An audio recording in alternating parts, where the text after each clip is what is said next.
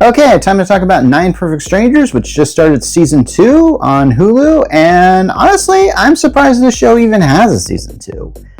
As far as I know, this series is based on a book, and so when they did season 1, I just assumed that that was the book, and your story's over, right? So we're not going to see another one of these, are we? Not so, apparently. Yeah, I have to admit, I was very skeptical about the idea of even having a season 2 of this show, but I've already mentioned that. But is it good that we're getting a season 2? I'm going to say no. I just think, at some point in time, you have to stop telling your story. It's done. Dude, I just feel like you shouldn't try and just make it into a franchise and milk it. But here's the thing, Nine Perfect Strangers has a setup that's very similar to another show called The White Lotus. And yeah, I'm beginning to see a lot of shows that are kind of like this now, where essentially I didn't even know how to even describe the genre of this type of shows, for lack of a better term. But Nine Perfect Strangers and The White Lotus have this kind of anthology setup where essentially it's a lot like a shows that used to be in the 70s and 80s, like The Love Boat, Fantasy Island. There's even a show called Hotel. They're all done by Aaron Spelling, actually. But essentially the premise of these shows was you'd have a situation like a boat or some island, and you'd have characters that were on every episode as part of the main cast, but then everyone else would just be a guest star. And then the guest star would have their little conflict. They'd resolve it by the end of the show, and that was pretty much the show. Now we're getting into these shows that have story arcs that take where the story is spread out over an entire season. And I feel very good that I think it's kind of a good sign that television has kind of embraced this with streaming shows and stuff like that. And you can have longer conflicts and things don't naturally all wrap up at the end of a full episode. And I think that's great that we have that. And then not only that, you can have all these characters interacting with each other, which is something that those shows like Love Boat or Fantasy Island never did. They never did that.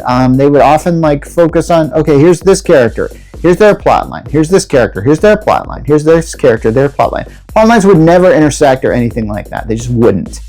On this show, they are highly intersectional. All these characters, they sort of interact, they get to know each other, and it's kind of interesting, really.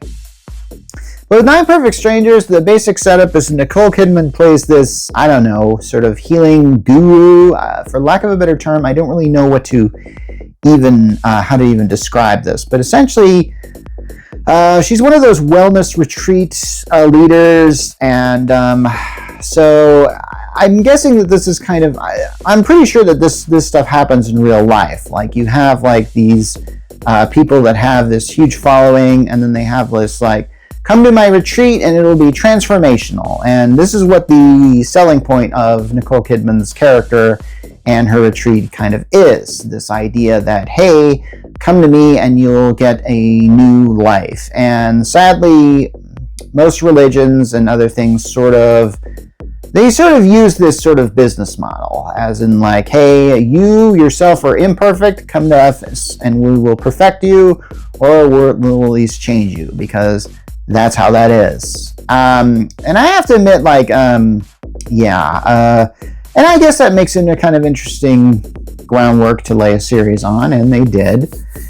And here's the thing about Nine Perfect Strangers Season 1. This is the first time I've ever really talked about this show. And I do rants on just about everything, sometimes twice on the show's premiere, and then they're in their season finale.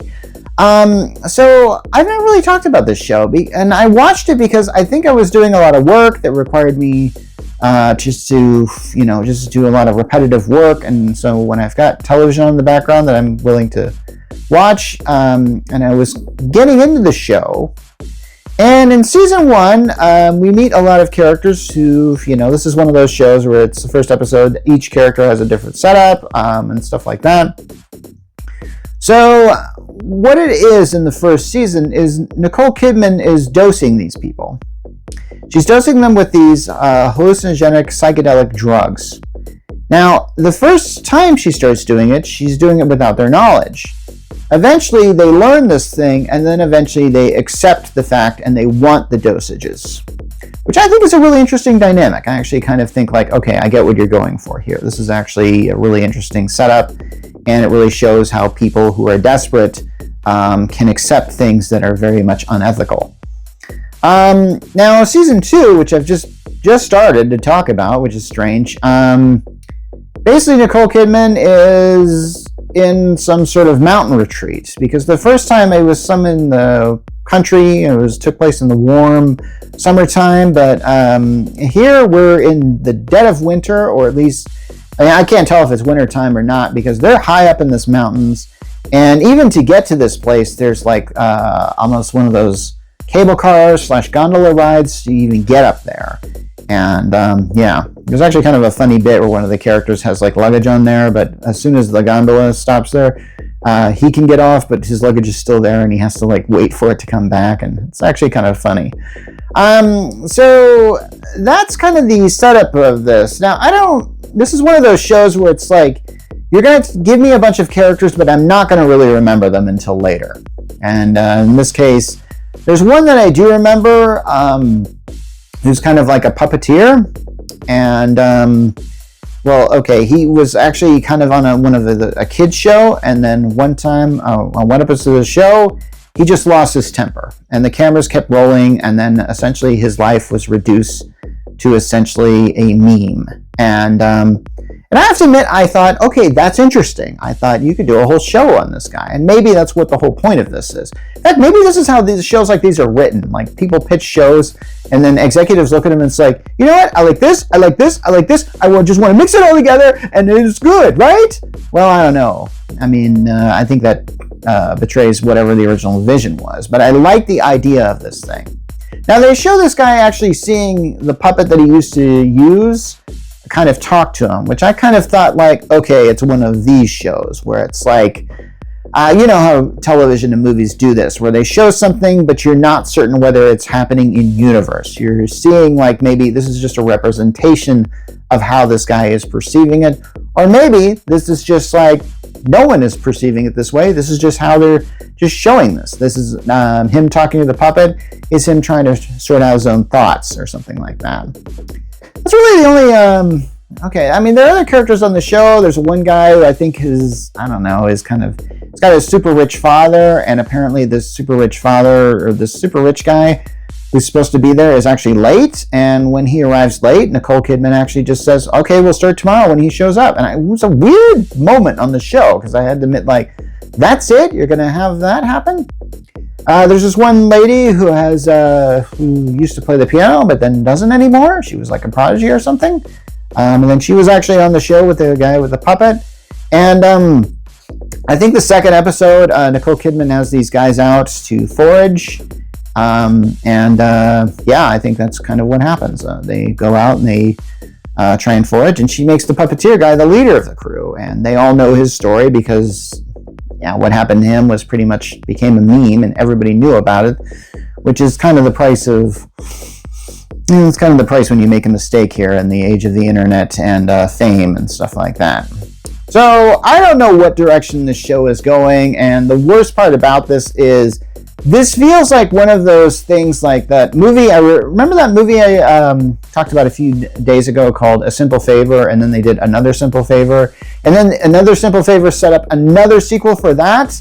And I kind of went like, this shouldn't really, you need to finish telling this story, whatever the heck you're trying to do here, because I don't think by stretching it out, you are making it better. I think you are making it a whole lot worse. And I just think like, I think by stretching it out, you just shouldn't do that. It's kind of like chewing a piece of gum. I mean, you know what? That's only going to last for however long the flavor runs out, maybe a little while afterwards. But if you try and keep the gum or something like that, there's no real point in doing that. I actually tried that once. But anyway, I don't want to talk about that. But 9 Perfect Strangers, I'm not certain that this should last long. Yeah, that's all I really got to say about it for now. This is Mark Rollins from the Geek Church, signing off.